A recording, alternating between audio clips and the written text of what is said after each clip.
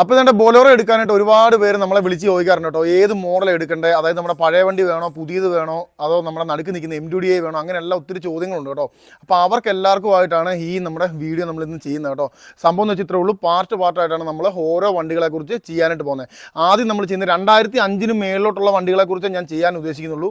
പഴയ വണ്ടികളെക്കുറിച്ച് ഞാൻ ചെയ്യാനായിട്ട് ഉദ്ദേശിക്കുന്നില്ല, അത്രയും വേണമല്ലോ. ജസ്റ്റ് ഒരു ടെർബോ എഞ്ചിൻ തുടങ്ങിയ കാലം തൊട്ട് നമ്മൾ ചെയ്യാനായിട്ട് ഉദ്ദേശിക്കുന്നുള്ളൂ കേട്ടോ. അപ്പോൾ ആദ്യത്തെ വണ്ടിയാണ് 2005 തൊട്ട് 2010 വരെ വരുന്ന സാധാരണ നമ്മുടെ 10 അല്ല 11 മീഡിയം വരെ വരുന്ന നമ്മുടെ DI വണ്ടി കേട്ടോ. അതായത് സാധാരണ DI ടെർബോ, അതായത് നമ്മുടെ മേജർ ജീപ്പിലൊക്കെ വരുന്ന ആ ഒരു എഞ്ചിൻ തന്നെ.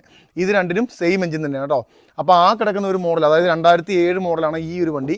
അപ്പോൾ ഇതിന് DI എഞ്ചിനാണ് കേട്ടോ, ഞാൻ കാണിച്ചു തരാം. ഇതാണ് നമ്മുടെ 2005, 2006, 2007 ഇറങ്ങിയേക്കുന്ന എഞ്ചിനാണ് കേട്ടോ. അത് കഴിഞ്ഞ് 2011 വരെ ഇറങ്ങിയേക്കുന്ന എഞ്ചിൻ ഇതൊക്കെ തന്നെയാണ്. പക്ഷേ വ്യത്യാസം വെച്ചാൽ വാൽ കവറെ മാത്രം ശകലം വ്യത്യാസമുണ്ട്. അതായത് ഇരുമ്പിൻ്റെയാണ് വാൽ കവർ വരുന്നത് കേട്ടോ. ഈ ഒരു സാധനത്തിൻ്റെ എന്ന് വെച്ചാൽ അലുമിനിയം തന്നെയാണ്, ഇതിൻ്റെ വാൽ കവർ മാത്രം വരുന്നതേ ഉള്ളൂ കേട്ടോ, വ്യത്യാസമായിട്ട്. പിന്നെ രണ്ടാമത്തെ കാര്യം എന്ന് വെച്ചാൽ അത്യാവശ്യം നല്ലൊരു പവറുള്ള ഒരു അത്യാവശ്യം വലിയ കുഴപ്പമില്ലാത്തൊരു എഞ്ചിൻ തന്നെയാണ് കേട്ടോ. അതായത് വേറെ കംപ്ലൈൻറ്റ്, ഓയിൽ ലീക്ക് അങ്ങനെയുള്ള സംഭവങ്ങളൊക്കെ ഈ വണ്ടിക്ക് തീരെ കുറവാണ് കേട്ടോ. പിന്നെ രണ്ടാമത് സെൻസറില്ല, അങ്ങനെയുള്ള വയറിങ് പ്രശ്നങ്ങളില്ല, അങ്ങനെ ഒരുപാട് ഗുണങ്ങളുള്ള നല്ലൊരു അടിപൊളി ഒരു എഞ്ചിനാണ് കേട്ടോ. അതുപോലെ ഇതിൻ്റെ എന്തെങ്കിലും വർക്ക് കാര്യങ്ങളൊക്കെ വന്നാൽ നമുക്ക് 4 സ്ലീവാണ് ഇതിന്.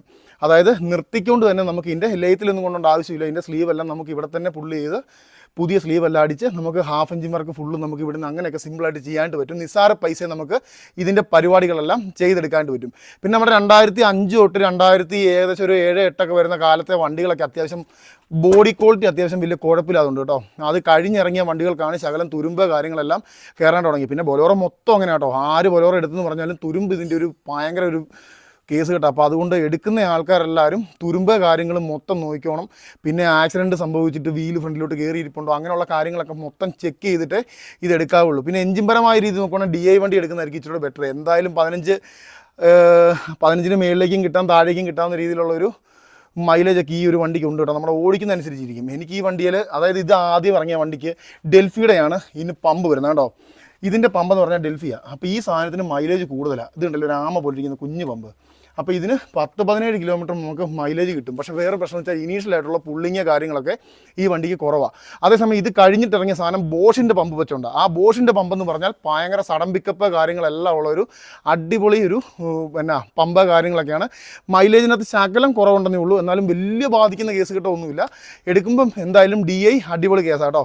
അപ്പോൾ നമ്മുടെ പാർട്ട് 2-നകത്ത് ഞാൻ ഇനിയും ഇത് കഴിഞ്ഞുള്ള M2DIയുടെ വീഡിയോ ചെയ്യുന്നുണ്ട്. അപ്പോൾ അതും കൂടെ ജസ്റ്റ് കാണുക. അതായത് മോഡൽ കൂടിയ വണ്ടികളിലേക്ക് ആഗ്രഹിക്കുന്ന ആൾക്കാർ ഉണ്ടായിരിക്കുമല്ലോ, അപ്പോൾ അവർക്ക് വേണ്ടിയാണ് അടുത്ത പാർട്ട് 2 കേട്ടോ. അങ്ങനെ പാർട്ട് 2, പാർട്ട് 3 ഇതെല്ലാം കഴിഞ്ഞൊരു സ്കോർപ്പിയോയുടെ വീഡിയോയും കൂടെ വരുന്നുണ്ട് കേട്ടോ. അപ്പം അടുത്ത വീഡിയോ കാണാം കേട്ടോ. ബൈ.